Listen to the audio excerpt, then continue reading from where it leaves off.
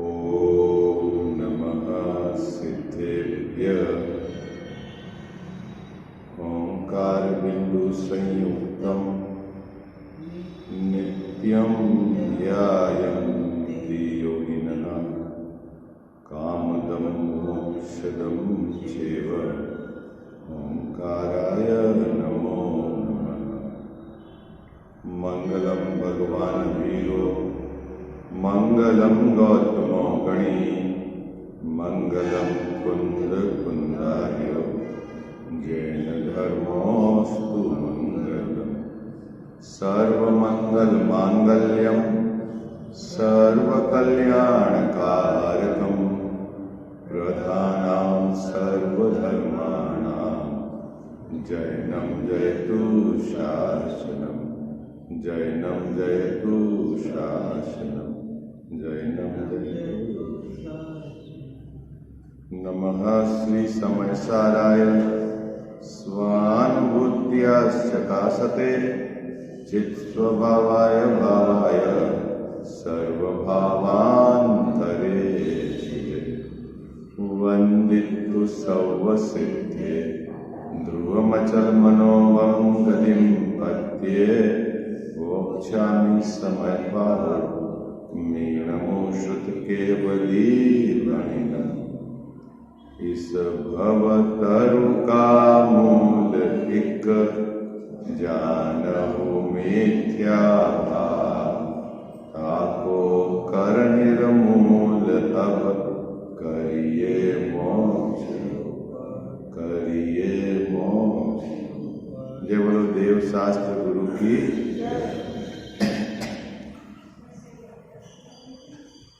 Page number 237 निकालिए आप, है ना। मोक्ष मार्ग प्रकाशक ग्रंथ है, 7वां अधिकार है, व्यवहाराभासी मिथ्या दृष्टि का प्रकरण अपना चल रहा है। इसके अंतर्गत अपन विचार कर रहे हैं। इस पूरे पैराग्राफ लगभग इसमें 20-25 लाइन जो लिखी है टोडर मल्ल साहब ने, उसमें कुछ उदाहरण दिए हैं। यह समझाने का प्रयास किया है कि भाव भाषण के बिना इस जीव को सम्यक दर्शन नहीं होता। क्या समझाने का प्रयास किया है इस पूरे प्रकरण में?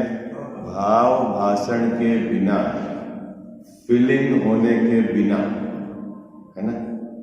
ये बहुत महत्वपूर्ण बिंदु है। याद हो जाना नाम अलग बात है, भेद और प्रभेद का हो जाना याद वह अलग बात है, लेकिन फीलिंग वह होना अत्यंत महत्वपूर्ण है। गजाव साहब, बात समझ में आ रही है आपको? क्या कहना चाह रहे हैं? कल अपन ने 7 तत्व कहाँ घटाए थे? 7 तत्व कहाँ घटाए थे? हाँ, एक तो जीव में आपने क्या घटाए थे? 5 पर्याय और एक द्रव्य स्वभाव। क्या घटाया था जीव में? 5 तो पर्याय हैं। किसकी पर्याय है? जीव की, है ना। आश्रव, बंध, संवर, निर्जरा, मोक्ष। और एक जीव उपादेय तत्व, ये तो हो गए 6। और अजीव, और अजीव में जो भी कर्म बंध, आश्रव बंध, सब उसको किसमें डाला अपन ने? अजीव में डाला। इस प्रकार 7 तत्व की श्रद्धा होना, ठीक है। अब आश्रव का अपन ने कल आश्रव भाव किसको कहा? कल क्या कहा था? आश्रव मतलब क्या? शुभ अशुभ भाव का होना, इसका नाम है आश्रव। क्या? फिर से बोलो, आश्रव किसको कहना? आश्रव किसको कहना? हाँ, एक परिभाषा तो आपको कर्म की तरफ से याद है, निमित्त नैमित्तिक संबंध की। कर्म का आना उसको आप बोलते हो आश्रव, है ना। एक परिभाषा और याद रखो आप, क्या? शुभ अशुभ भाव का होना, उसका नाम क्या है गजाव साहब? आश्रव। और शुभ अशुभ भाव में रुकना, उसका क्या नाम है? बंध। बोलो भाई, क्या? शुभ अशुभ भाव का होना वह है आश्रव। शुभ अशुभ भाव में रुकना वह बंध, और शुभ अशुभ भाव को रोकना वो है संवर। हाँ? और अपने स्वभाव में रुकना वो है निर्जरा। कितना सरल है, जैसा कितना सरल है 7 तत्व का है। बोलो भाई बोलो ना है। एक ये भी याद रखो, वो भी याद रखो, वो निमित्त नैमित्तिक संबंध की अपेक्षा से कथन है वहां, और ये एक ही अपन है। क्या फिर से बोलो जाओ साहब, आश्रम किसको कहना? शुभ अशुभ भाव का होना वो है आश्रव भाव, ठीक है। और शुभ अशुभ भाव में रुकना वो क्या है जैन साहब? बंध, ठीक है। और शुभ अशुभ भाव को रोकना वो क्या है? संवर। और स्वभाव में रुकना वो क्या है? निर्जरा, ठीक है। अब आप जब 12 भावना बोले तब आपको भाव वासन होना चाहिए। क्या क्या बोलते हो आप? आश्रव दुखकार घनेरे। कहाँ आश्रव देखना? कहाँ देखना बाबू? आश्रव एक तो देखता है कि आत्मा के प्रदेश में कर्म आ रहे हैं, सो आश्रव हो रहा है, ठीक है। कर्म तो दिखते नहीं, दिखते हैं कर्म है, वो तो आपने आगम के आधार से ऐसा है कि आत्मा तो क्या शुभ अशुभ भाव तो आपको पकड़ में आते हैं ना, है। और उनको आपने क्या वर्गीकरण में क्या कहा? शुभ अशुभ भाव क्या है बाबू जी? हे मतलब क्या कहा साहब? बोलो भाई, हे मतलब क्या? छोड़ने लायक। हाँ, क्या छोड़ने लायक है जैन साहब? शुभ अशुभ भाव छोड़ने लायक है। पाप और पुण्य के भाव क्या करने लायक है? छोड़ने लायक है। हाँ, बराबर ही बराबर, गड़बड़ नहीं करना। होते हैं अलग प्रॉब्लम है, और आप रखने लायक मानते हो वो अलग प्रॉब्लम। बाबूजी बात समझ में आए? क्या कहा साहब? वो रखने लायक मानते हो तो फिर आपने हे उपादेय का वर्गीकरण ही सही नहीं किया तो मिथ्यात्व के पाले में चले गए। क्या कहा साहब? समझ में आई बात? किसी तत्व को किसी तत्व में मिला देना, आगे टोटल साहब कहेंगे, ये बहुत गड़बड़ कर देता है ना। शरीर का करता है, जीव को मान लेता है, ये भी गड़बड़ हो जाती है, घसड़ पसड़ कर देता है। आगे अपन चर्चा करेंगे कैसे वो गड़बड़ करता है। अभी तो अपन ने कल क्या बात करी थी, है ना? आपको किधर से घटाना वो भी आप याद रखना। अगर कोई उधर की तरफ से कथन करे तो भी आपको समझना है वो किस तरह से कथन है, इधर का भी आपको याद रखना है, ठीक है। जीव तत्व में क्या लेना? अखंड अभेद आत्मा, आश्रय करने वाला आत्मा, द्रव्य स्वभाव, वो तो क्या है बाबूजी? जीव तत्व है ना।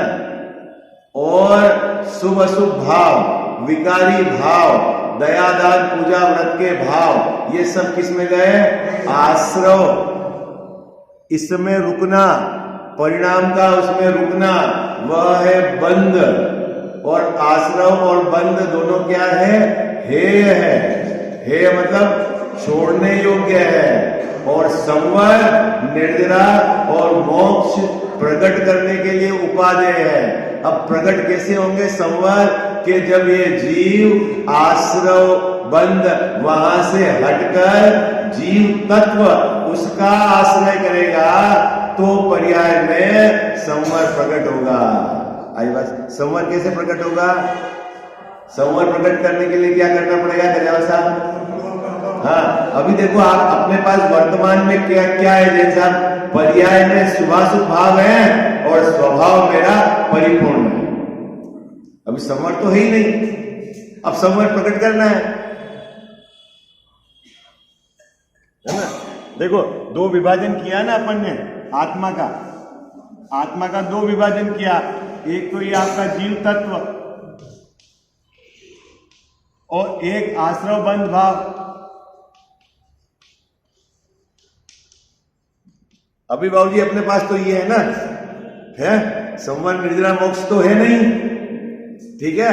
तो अब मुद्दा क्या समझना है अपने को कि अब संवर प्रकट करना है। संवर कहाँ प्रकट होगा?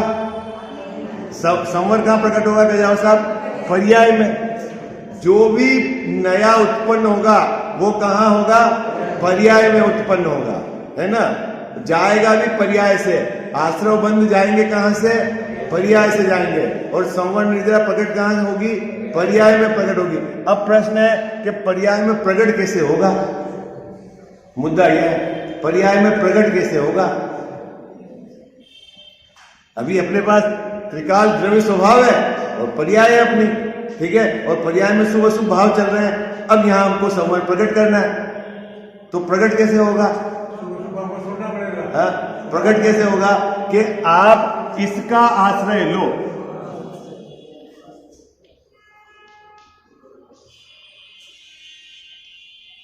किसका आश्रय लो गजाव साहब? हाँ, जीव स्वभाव का आश्रय लो। अब स्वभाव का आश्रय लेने के पहले स्वभाव कैसा है उसको आपको पढ़कर, आगम से पढ़कर निर्णय करना पड़ेगा। और निर्णय करने के बाद अंदर में जाकर स्वभाव को पकड़ना पड़ेगा। आई बात समझ में? सिर्फ आगम से काम नहीं चलेगा। कहां जाना पड़ेगा अपने को गजाव साहब? अंदर अपने स्वभाव में जाकर ये ही मैं हूं, ऐसा यहां तक पूरा काम है। आगम को क्यों पढ़ना? कि इसका अपने को परिचय नहीं है, पकड़ नहीं है ना, तो इसको पकड़ने के लिए। और जब आगम से पढ़कर जाकर देखना, ये है काम। सरल है ना काम? हाँ जी या ना जी?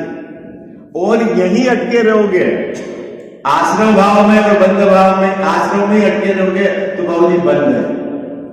आई बात समझ? किसमें? पाप और पुण्य के भाव में ही अटके रहे, रुके रहे तो निरंतर बंद चालू है आपको। अपने साथ परिस्थिति क्या है कि हम पाप के भाव से हटकर पुण्य के परिणाम में चले गए, कसाई की मंदता में चले गए, तो हमने उसको धर्म मान लिया। और मुंह से बोलते हो आप कि आश्रव दुखकार घने रहे। ये दो विरोधाभास हो गया। क्या विरोधाभास हो गया बाबूजी? क्या भाव हो गया? मंद कसाई के परिणाम को तो आपने संवर मान लिया, और जबकि है तो वो आश्रव, और आप बोल रहे हो कि आश्रव दुखकार घने रहे, तो आप फिर अब आपके दोनों चीज गड़बड़ होगी। मुंह से बोलना अलग और भाव भाषण अलग। बोलो भाई, होगी नहीं गड़बड़? हाँ, होता है ना, गड़बड़ हो रहा है ना, दो गड़बड़। मुंह से कुछ अलग बोला जा रहा है और अंदर में फीलिंग अलग हो रही है। ऐसा हो रही है। मैं शरीर को चलाता हूं और बोलते हो मुंह से जीव जुदा, पुद्गल जुदा है। अंदर से मैं बहुत अच्छा काम करता हूं, अगर हम नहीं होते तो इतना सुंदर मंदिर बनता है। कैसे बनाए हमने? क्या बोलते वेदी? हम जानते हैं। किसने बनाई? किसने बनाई वैसा? बोलो भाई, है? और बोलता कैसे है वो? जीव जुदा, पुद्गल जुदा। तो फीलिंग नहीं है, और आपको फीलिंग होती है। ऐसा नहीं है कि फीलिंग नहीं होती। यदि बाबूजी, यदि कहा जाए कि ये सब महावीर भाई साहब ने 5 लाख रुपए का नुकसान कर दिया, यदि मैं ऐसा बोलूं तो आपको फील होता है कि नहीं? कैसे कह दिया? बोलो, है? किसी ने आपको कुछ कह दिया हो तो कैसे, कितने समय तक याद रहती है बात वो? है? कितने समय तक याद रहती है? एक एक शब्द और उसमें की फीलिंग है। लेकिन आप निरंतर पाठ कर रहे हो कि आश्रव दुखकार घने रहे, और आपको आश्रव दुख रूप लग नहीं रहे, तो आपका बोलो 12 भावना का पाठ हुआ कि नहीं हुआ? लोकेश भाई साहब, मुद्दा तो ये है, याद है कि नहीं आपको 12 भावना? अरे बोलो, है? याद है कि नहीं? बोले याद है। क्या याद है बताओ आप? हम बोल रहे हैं ना पाठ कि आश्रम दुखकार घने रहे, बुद्धिमंत तिने निर्भय है। बुद्धिमान लोग उसको मेटते हैं। किसको मेटते हैं? आश्रव को। और आश्रव भाव किसको कहते हैं? अरे कमाने का भाव भी आश्रव है और पूजा का भाव भी आश्रव है। ये दोनों दुख रूप है। जब तक तेरे को ऐसा नहीं लगता तब तक तेरे को आश्रव तत्व की यथार्थ श्रद्धा नहीं है। बात पकड़ में आ गई? कमाने के भाव को पापाश्रम में लिया है और पूजा के भाव को पुण्याश्रम। और पर मैं तो आश्रम दुख का गले में, वहां ऐसा बंटवारा नहीं है पापाश्रम और पुण्याश्रम। हाँ, आई बात समझ में? हाँ हाँ, देखो क्या वो सब इसमें आ गए। आश्रम मतलब दुख देने वाले, आश्रम मतलब अशुचि, आश्रम मतलब अपवित्र। बात पकड़ में आई आपको? ये आप स्वयं बोलते हो पाठ में, लेकिन हमको क्या है, भाव भाषण नहीं है, फीलिंग का बहुत बड़ी कीमत है। बाबू जी 7 तत्व के नाम यहां बैठे हैं, सबको पता है, सब उसमें विभाजन कर सकते हैं हे उपादेय गे का, लेकिन फीलिंग नहीं है। और जब तक फीलिंग नहीं है तब तक कोई काम मतलब पूरा नहीं हुआ। वो प्रथम भूमिका का कार्य है और उसके आगे का है। मैंने आपको पहले भी उदाहरण दिया था, नकली सोना पहनकर, नकली हार पहनकर, हो सकता है वो नकली हार आपके असली हार से भी अच्छा दिखता हो, क्या लोकेश भाई साहब, सुंदर दिखता हो। और ऐसा भी हो सकता है कि भाई लोकेश जी भाई साहब ने पहना है तो नकली पहनेंगे क्या, ऐसा जगत ये माने कि इन्होंने असली पहना है। क्या मानने लगता है लोकेश भाई साहब? आपने जो नकली पहना है ना, वे उसको देखकर जगत माने कि लोकेश जी भाई साहब ने तो नकली नहीं असली ही पहना होगा, और कितना सुंदर सोने का हार है। लेकिन लोकेश जी भाई साहब को पता है कि ये असली नहीं है, तो लोकेश जी भाई साहब को असली की फीलिंग कब आएगी? फीलिंग कब आएगी? फीलिंग आएगी आपको? और जो फीलिंग नहीं आई वो भाव आधार नहीं हुआ। तो ऐसा उसी प्रकार हम बोलते तो हैं जीव अलग है, शरीर अलग है ना, आश्रम अलग है, बंध, लेकिन अंदर में देह से भिन्न जीव, उसकी फीलिंग नहीं हुई। मुंह से बोला है लेकिन फीलिंग नहीं हुई, और फीलिंग नहीं हुई तो समझ लेना काम नहीं हुआ। बात पकड़ में आ गई? सरल बात, कितने को समझ में आ गई? क्या जोर है इस पूरे पैराग्राफ में? पंडित साहब का क्या जोर है? फीलिंग, कीमत, भाव भाषण होना चाहिए। लोकेश भाई साहब आपको सोलर में इन्हें बनाया, अब आप बोलोगे मेरे मुकुट क्यों पहनाया है? अब वो किराए की ड्रेस लाके आपने हमको ऐसी लंबी लंबी क्यों पहना दी, बड़ी परेशानी इसको पहन के बैठने में। तो क्या उत्तर क्या है? भैया आपको इंद्र जैसी फीलिंग आनी चाहिए। अगर फीलिंग नहीं आई तो ये ड्रेस किस काम की, ये मुकुट किस काम का है? ये आसन किस काम का? आपके ऐसी विशेष कुर्सी क्यों लाई गई? क्यों? जैन साहब कहेंगे लिए फीलिंग। ऐसे ही 7 तत्व की फीलिंग कि मैं जीव हूं, शरीर अजीब है, ऐसी यदि आपको फीलिंग नहीं आई तो आपको 7 तत्व के नाम तो जानते हो, भेद प्रभेद तो जानते हो, लेकिन अंदर में मैं शरीर से भिन्न जीव हूं, ऐसा अंदर में यदि आपको फीलिंग नहीं आई तो काम नहीं हुआ। ये कहना है टोटल साहब। बात पकड़ में आ गई? जय बात पकड़ में आई? पूरी ताकत फीलिंग आने पर उस तरह का संवाद बोल देना अलग बात है ना। ऐसा होता है ना, भाई आपको इंद्र बनाया तो आपको इंद्र जैसा संवाद बोल दिया है ना, कागज दे दिया, आपको इंद्र जैसे कपड़े पहना दिए, इंद्र जैसे मुकुट पहना दिया, इंद्र जैसा आसन लगा दिया, लेकिन आपने अंदर में मैं इंद्र हूं ऐसी फीलिंग हुई कि नहीं? अगर नहीं हुई तो फिर अभिप्राय में उल्टा पड़ा हुआ। बोल मुद्दा तो है, बात पकड़ रहे हैं। ये टोडरमल साहब कह रहे हैं कि जो 7 तत्व में मैं जीव तत्व हूं, आश्रम है संवर्ग उपादेय प्रकट करने के लिए, ऐसी तेरे को फीलिंग हुई कि नहीं? मुद्दा ये, ठीक है। चले आप अपन अब पहले पैराग्राफ पढ़ लेते हैं, अब आपको पूरा भाव आसान हो जाएगा। पेज नंबर 237 निकालना। टोडरमल साहब जो बात कह रहे हैं बराबर उनके भाव को पकड़ने का प्रयास करना है।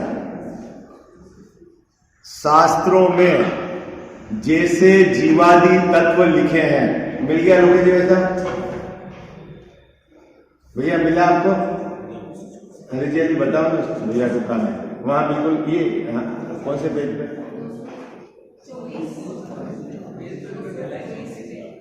दूसरी लाइन है सप्त तत्व का अन्यथा रूप। सबके पास है ना पुस्तक?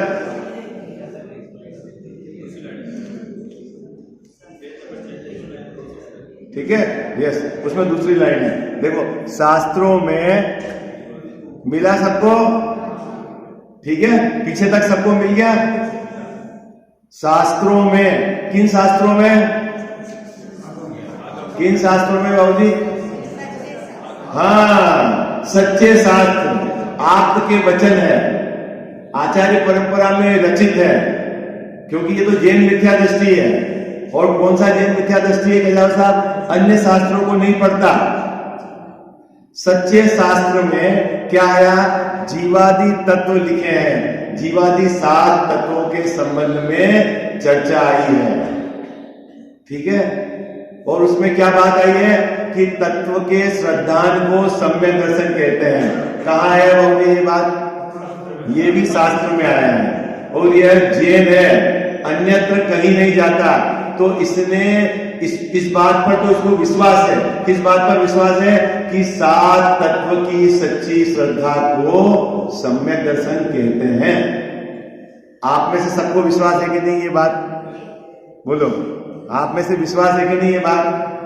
क्या मुकेश जी भाई साहब, सम्यक दर्शन किसको कहते हैं? 7 तत्व की सच्ची श्रद्धा को सम्यक दर्शन कहते हैं। आपको अंदर में ये विश्वास है? नहीं, बात सही है। क्यों? क्योंकि ये उमा स्वामी महाराज ने लिखी है, केवली भगवान के हवाले से लिखी है, इसलिए बात झूठी नहीं है। इतना तो आप सबको पता है। जब आपको ये पता है कि 7 तत्वों के सच्ची श्रद्धा का नाम सम्यक दर्शन है, तो मुझे 7 तत्वों के बारे में जानना चाहिए। तो वो क्या करता है? शास्त्र का अभ्यास करता है। आप लोग भी करते हो ना, सम्यक दर्शन प्राप्त करना है ना हमको। सम्यक दर्शन शब्द कठिन लग रहा हो तो अपनी परिणति में धर्म प्रकट करना है कि नहीं, ये बताओ। करना है ना, धर्म प्रकट करना। तो धर्म कैसे प्रकट होगा बाबूजी? 7 तत्व की यथार्थ श्रद्धा से धर्म प्रकट होगा। अच्छा, तो 7 तत्व के संबंध में कहां बात मिलेगी? बोले आगम में मिलेगी। तो आगम में आपने क्या करना? उपयोग को वहां लगाया मतलब आगम का आपने स्वाध्याय किया। कैसे स्वाध्याय किया?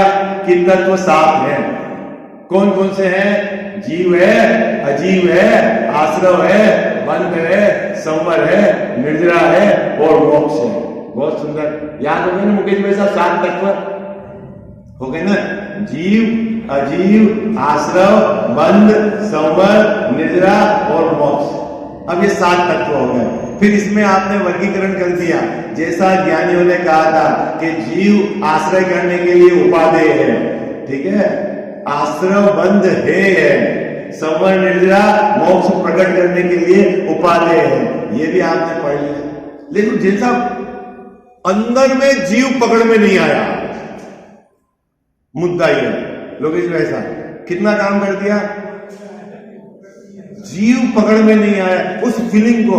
जैसे है ना, किसी दरिद्री को नाटक में मंचन करने के लिए आपने राजा का रोल दे दिया, उसको राजा की वेशभूषा पहना दी, उसको राजा का डायलॉग कैसे बोलते हैं स्टाइल सिखा दी, मंच पे राजा जैसा आपने महल का ऐसा वो बना दिया और वो बढ़िया डायलॉग भी बोलता है, लेकिन वह अपने को राजा मानता है क्या? मुकेश जी मानता है क्या? उसको राजा की फीलिंग नहीं आई, और राजा की फीलिंग नहीं आई, काम नहीं। ऐसे ही मैंने पाठ तो बोल दिया, बंटवारा तो कर दिया, लेकिन मैं अजीव शरीर से भिन्न जीव हूं, ऐसी मेरे को फीलिंग नहीं आई।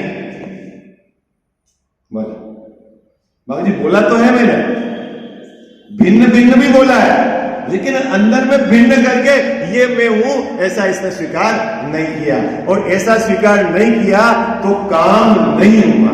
मुद्दा यह है। अब यहां अपने को क्या काम करना है?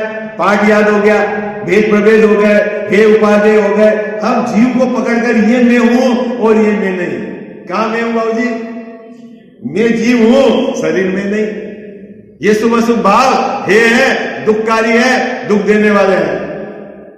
हमारी स्थिति जो राजा का उदाहरण दिया, तो हमारी स्थिति यही बनी हुई है कि राजा का पाठ तो अगले को करा दिया, लेकिन राजा का जब पाठ कराया ना, तो तो वो कपड़े को पुराने कपड़े लेकर के पास में बैठा। हाँ, तुरंत पहन लेगा। और जैसे ही उतरा वापस वो कपड़े पहन लिए। अरे उसने श्रद्धा में तो अपने को उसने गरीबी मान के रखा हुआ है। हाँ, हाँ।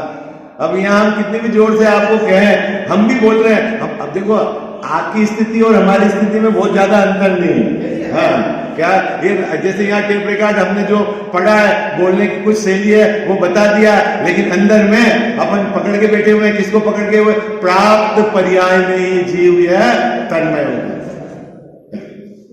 आपने अपने को सेठ जी मान रखा है, मैंने अपने को इंडस्ट्रियलिस्ट मान रखा है, किसी ने अपने को नौकरी वाला मान रखा है। वो मैं हूं क्या जैसा है? वो फीलिंग नहीं हुई है?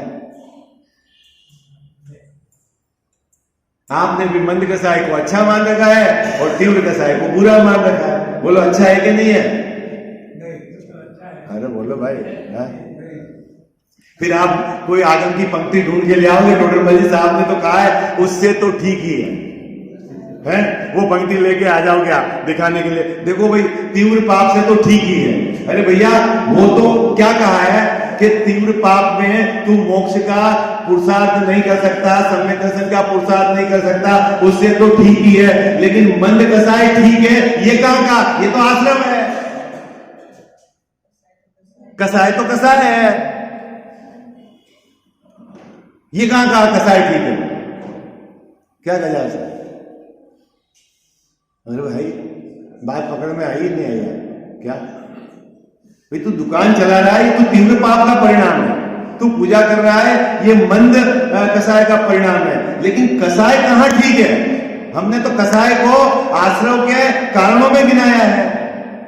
मिथ्यात्व, अविरति, प्रमाद, कसाय, ये तो है आश्रम के कारण है भाई। है? किसके कारण है जैन साहब? बंद के कारण है। कोई पूछे आपको क्या कारण है बंद के, तो आप गिनाओगे ना, पांच गिनाओ। या कुंद कुंद आचार्य, उनके 4, आज तो उनका पदारोहण है, आचार्य पद मिला था आज कुंद कुंद स्वामी को। आज का दिवस अपने लिए तो क्या है, 11 वर्ष की उम्र में दीक्षित हुए जैन साहब। 11 वर्ष के, अभी आप बोले नारा नहीं बांधने आता है बच्चों को। हाँ, वन जंगल में 11 वर्ष का बालक दीक्षित हो गया था।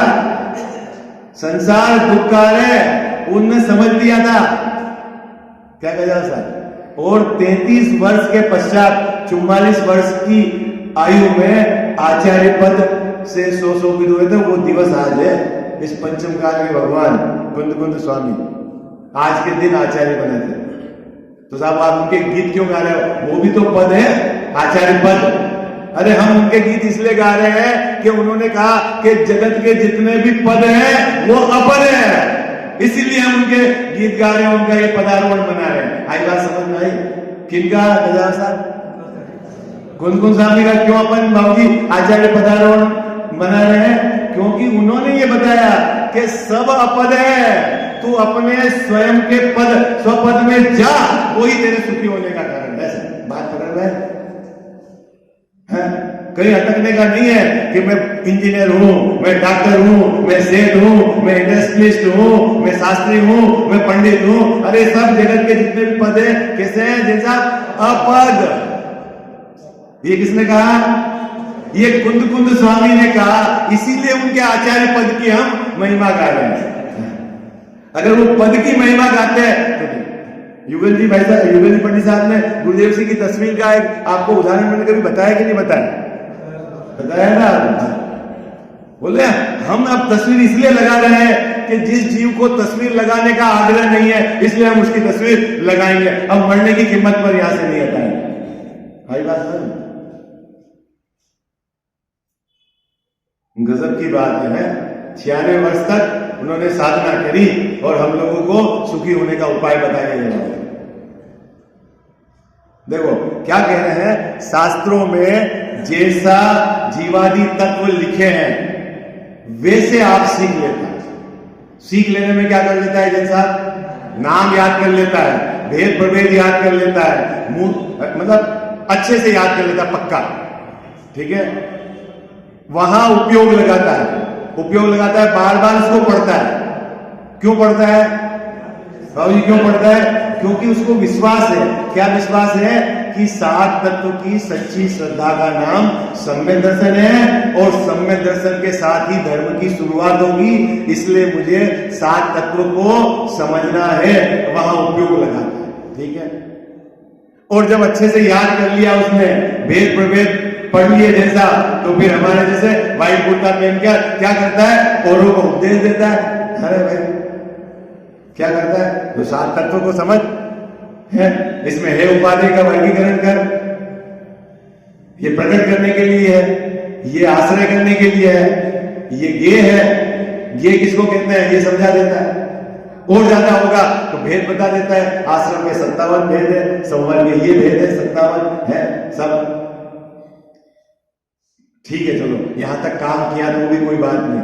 फिर टोडेमल्ली साहब कहते हैं परंतु, क्या लिखा बाबू शब्द? परंतु। परंतु मतलब ऊपर का काम किया, ठीक है, हम उसके लिए कोई मना नहीं कर रहे हैं। परंतु मतलब अभी तुम्हारा काम पूरा नहीं हुआ है। क्या बाबू जी? नाम सीख लिए हैं तो काम पूरा नहीं हुआ है, भेद प्रभेद सीख लिए हैं तो काम पूरा नहीं हुआ है। परंतु क्या? उन तत्वों का, तत्व मतलब भाव, तत्व किसको बोलते हैं? भाव भाषा में हुआ कि नहीं? क्या बात कर रहे हो आप? फीलिंग हुई कि नहीं? भाव। आप बोलते हो आश्रम दुखकारी है, आपको फीलिंग हुई? बोलो ईमानदारी से। जो बच्चा गर्म दूध से जल गया हो, उसको आप ठंडी खीर पे भी ले जाओगे तो वो बाबूजी उसको भाव भाषा है कि नहीं? जलन का। बोलो खजाव साहब, है कि नहीं? जलन का है ना? उसको फीलिंग है। बोल पा रहा है क्या? वो नहीं बोल पा रहा, लेकिन फीलिंग है ना। आपको ऐसी फीलिंग है कि आश्रम दुखकार है? बोलो। लोकेश में सब कमाने का भाव दुख रूप लगता है? हाँ नहीं लगता है ना? तो आपको आश्रम भाव में दुख कारण, तो फिर आप पाठ बोल रहे हो रोज। सब कमाने का भाव तो दुख रूप नहीं है, किसी किसी को लगता भी है। अच्छा तो तेरे को पूजा का भाव दुख रूप लगता है कि नहीं? ये बता। दान का भाव दुख रूप लगता है कि नहीं लगता? नहीं, दान का भाव दुख रूप है, वो तो धर्म है। धर्म है ना, तो तूने दो तत्वों को मिला दिया, गड़बड़ कर दिया। आश्रम में संवर्ग को मिला दिया तेरे साथ तत्व, क्योंकि दान का भाव धर्म है नहीं और तूने उसको धर्म मान लिया। पूजा का भाव धर्म है नहीं, तूने उसको धर्म मान लिया। ये टोडरमल साहब कहेंगे आगे क्या? आश्रम को आश्रम रूप और आश्रम का जो भाव है उस रूप स्वीकार करो। कितने लोगों को समझ में आ गई? सबका चेहरा उतर गया है? क्यों बाबू जी? क्यों चेहरा क्यों उतरेगा? समझ में आ रहा है चेहरा उतरेगा क्यों? नहीं, आपकी फीलिंग क्या है? आपको समझना है फीलिंग क्या है? देखो, जिस भाव को दुख रूप नहीं मानोगे उस भाव को मिटाने का उद्यम नहीं करोगे। ये बात तो सही है लोकेश जी वैसा? ठीक है। अब जब आपने पुण्य के भाव को दुख रूप नहीं माना, फिर भगवान के सामने क्यों बोलते हो पाप पुण्य सब नाश करी? मुझे पाप और पुण्य सब नाश करना है। क्यों नाश करना है भाई? पुण्य को क्यों नाश करना है? जब तेरे को पुण्य के भाव दुख रूप लगते ही नहीं, फिर क्यों नाश करना है?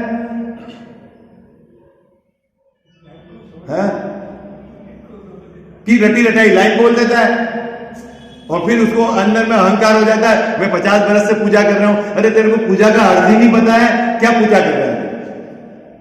पूजा में क्या बोल रहा है तेरे को खबर नहीं है। किसी को सामग्री का आग्रह हो जाता है, कोई खड़े रह के शरीर की शक्ति है, हमें खड़े रह के पूजा कर रहा हूं। अरे भैया, पूजा उसको कहते हैं कि अंदर जो तू कह रहा है ऐसा तेरे को अंदर में भाव वासन हो। हाँ, बाकी तो सब देह की क्रिया है। कौन खड़ा कौन होता है बाबूजी? कौन खड़ा होता है? हाँ? कौन सामग्री इधर से उधर पहुंचाता है? कौन पहुंचाता है? बाहर शरीर की क्रिया स्वतंत्र भिन्न है, तेने विकल्प करा, वो तेरा आश्रम भाव है, विकारी भाव है। इधर प्रकाश पहुंचाता है। हाँ,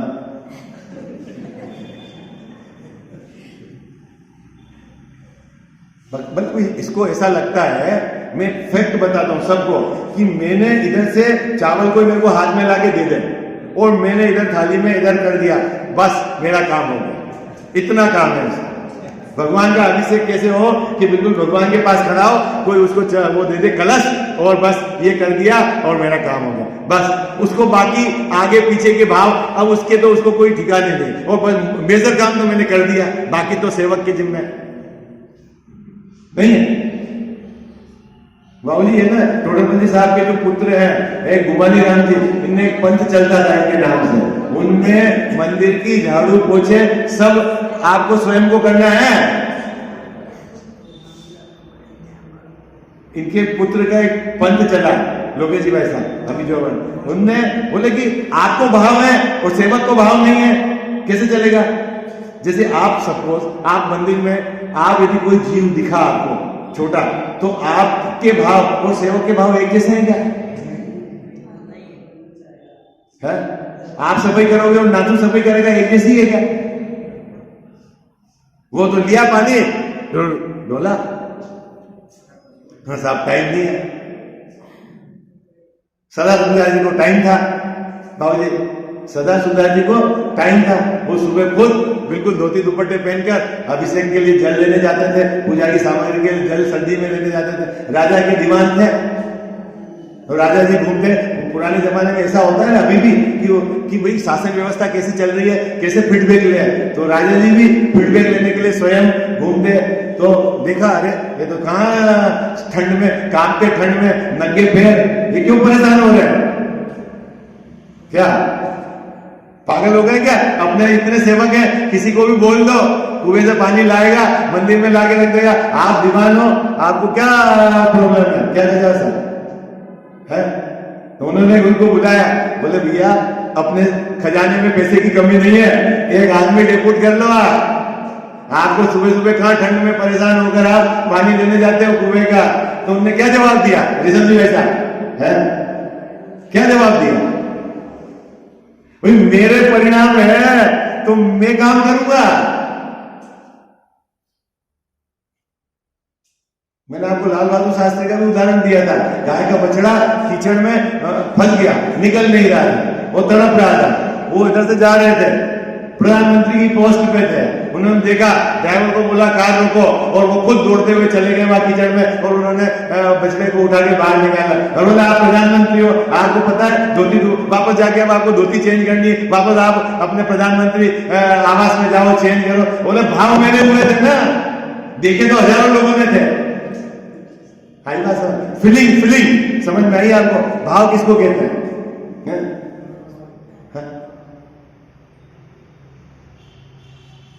अभी इसको उसकी खबर ही नहीं है कि जैन दर्शन क्या है। ये टोडरमल जी साहब ने लिखा है, परंतु तू नाम याद कर लेता है, भेद प्रभेद पढ़ लेता है, पढ़ा देता है, परंतु तेरे को भाव वासना नहीं है, शरीर से भिन्न, शुभ अशुभ भाव से भिन्न मैं जीव हूं, ऐसा तेरे को भाव वासना नहीं हुआ। और यहां तत्व मतलब भाव ही है। तत्व का अर्थ क्या है? भाव। तत्व का अर्थ क्या है?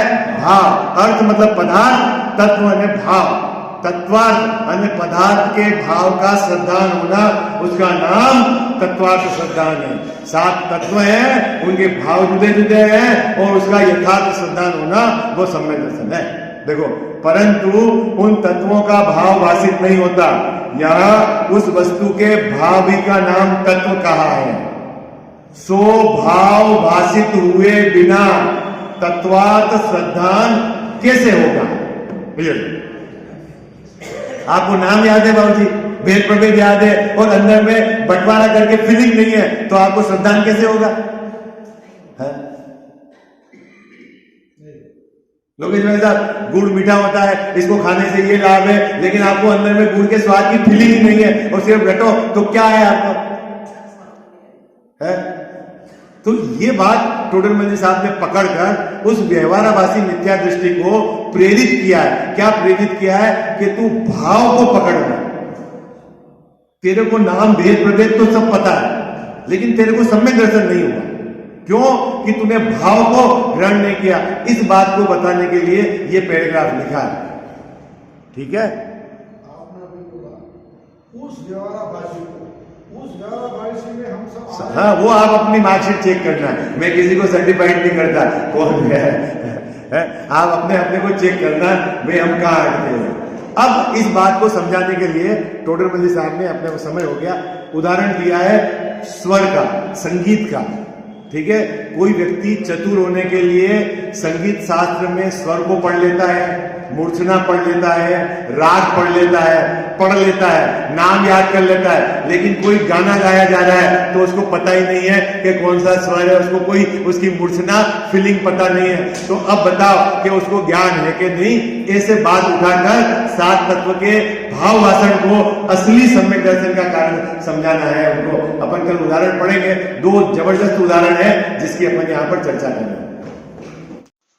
मिथ्यातम नाश वेकु ज्ञान के प्रकाश वेकु आपा पर भाषा वेकु भानु सी बखानी है छहु द्रव्य जान वेकु बंध विधि भान वेकु स्वपर पिछान वेकु परम प्रमाणी है अनुभव बताय वेकु जीव के जताय वेकु काहू न सताय वे भव्य और आने हैं जहाँ तहाँ तार वेकु पार के उतार वेकु सुख विस्तार वेकु यही जिन वाणी है।